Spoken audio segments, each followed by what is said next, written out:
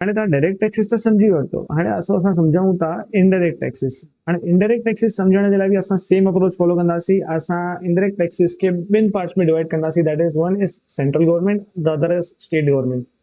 Central government में सभिनी खां पॉपुलर इनडायरेक्ट टैक्स जो एग्जांपल आहे जीएसटी। तव्हां त इहो रोज़ ॿुधंदा ई हूंदव। हाणे जीएसटी सम्झण जो सभिनी खां सही तरीक़ो इहो ई आहे कि हिन में जेको बिज़नेसमैन खे लॻंदो आहे कि हो ही जीएसटी थो भरे, पर इहा ॻाल्हि बिल्कुलु सही न आहे। जीएसटी जेको भरंदो आहे उहो हूंदो आहे अल्टीमेट कंज़्यूमर, जेको कस्टमर आहे उहो ई भरंदो आहे, छोकी बिज़नेसमैन बि हुन खां ई जीएसटी वसूलंदो आहे बिल लॻाए करे। Businessman is just an intermediary. Government खे कंज़्यूमर डायरेक्ट जीएसटी नथो भरे सघे, त हो बिज़नेसमैन खे उहो जीएसटी ॾींदो आहे। बिज़नेसमैन जेको आहे उहो गवर्नमेंट खे सिर्फ़ु उहो पैसा ट्रांसफर कंदो आहे। अल्टीमेट बर्डन जेको आहे उहो कंज़्यूमर जे मथां ई हूंदो आहे। त अॻिलो आहे असांजो वैट। वैट बि हिकु इनडायरेक्ट टैक्स आहे, सेंट्रल लेवल जेका असां खां वसूलंदी आहे, पर हिन में ऐं जीएसटी में वधीक फ़र्क़ु कान्हे। ॿिन्हिनि जी थीम सेम आहे, पर अप्रोच में ॾाढो फ़र्क़ु आहे। त हाणे हुन में एग्ज़ाम्पल आहिनि वैट जा पेट्रोल ऐं एल्कोहल। जेका नॉर्मल प्रोडक्ट्स आहिनि हुन ते वैट त लॻंदो आहे, सिर्फ़ु तॾहिं ॾिसंदो भाई दारू जे ठेके ते या जेका असां पेट्रोल आहे हिननि ते वैट लॻंदो आहे, ना कि कोई भी नॉर्मल प्रोडक्ट जीअं बिस्किट्स थी विया, कोई भी सर्विस थी वई, मोबाइल फोन सेलिंग थी वई, हिन जे मथां कॾहिं बि वैट न लॻंदो आहे, उन जे मथां जीएसटी लॻंदो आहे। ॿई इनडायरेक्ट टैक्सिस आहिनि, ॿिन्हिनि जी थीम सेम आहे, पर अप्रोच इज़ कंप्लीटली डिफरेंट। हाणे सभिनी खां वधीक इम्पोर्टेंट जेको इनडायरेक्ट टैक्स आहे जंहिंमें माण्हू इंटरेस्टेड हूंदा आहिनि, दैट इज़ कस्टम्स। कस्टम्स, अरे भाई कस्टम्स ड्यूटी, जी बिल्कुलु। हाणे अॻिलो आहे हुनमें कस्टम्स ड्यूटी में या त तव्हां इम्पोर्ट कंदव माल या त तव्हां माल एक्सपोर्ट कंदव। हाणे सरकार त चाहे ई थी कि तव्हां ॿाहिरि माल एक्सपोर्ट कयो, छोकी तव्हां ॿाहिरि माल एक्सपोर्ट कंदव त ॿाहिरां जी करेंसी असांजे इंडिया में फ्लो कंदी, जंहिंसां असांजी करेंसी स्ट्रॉन्ग थींदी। त हिन जे करे उहो एक्सपोर्ट जे मथां कुझु बि टैक्स न लॻाईंदा आहिनि।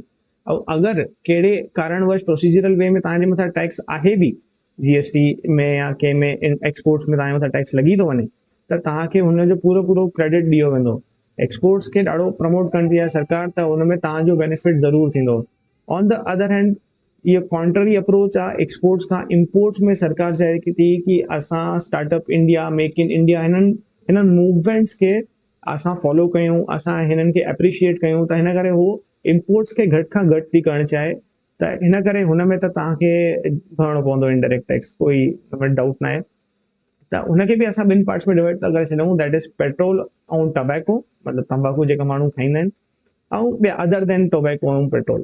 त अगरि ॿाहिरां इम्पोर्ट पेट्रोल ऐं टोबैको थो थिए त हुन जे मथां लॻंदी आहे एक्साइज़ ड्यूटी। इहा बि हिकु टाइप जो टैक्स हूंदो आहे, एक्साइज़ ड्यूटी लॻंदी आहे। ऐं उन अदर देन पेट्रोल ऐं टोबैको कोई बि शयूं आहिनि त हुन जे मथां लॻंदो आहे बेसिक कस्टम ड्यूटी। हुन में प्लस थींदो आहे असांजो सरचार्ज, मतिलबु एडिशनल टैक्स जो वेलफेयर सरचार्ज हूंदो आहे। ऐं हुन जे मथां लॻंदो आहे जीएसटी। सम्झो काई 100 रुपए जो तव्हां असां प्रोडक्ट इम्पोर्ट था कयूं, त 100 रुपए जे प्रोडक्ट जे मथां असांखे लॻंदी 10 रुपया असांखे लॻंदी बेसिक कस्टम ड्यूटी, 1 रुपयो लॻंदो असांखे वेलफेयर सरचार्ज, ऐं हिन जो टोटल जेको थींदो आहे 111 रुपया, उन जे मथां असांखे 18% जीएसटी लॻी वेंदो। त इहा थी असांजी एक्सपोर्ट ऐं इम्पोर्ट्स जी पूरी ॻाल्हि। हाणे असां अचूं था स्टेट गवर्नमेंट असां खां कहिड़ा इनडायरेक्ट टैक्सेस वठंदी आहे।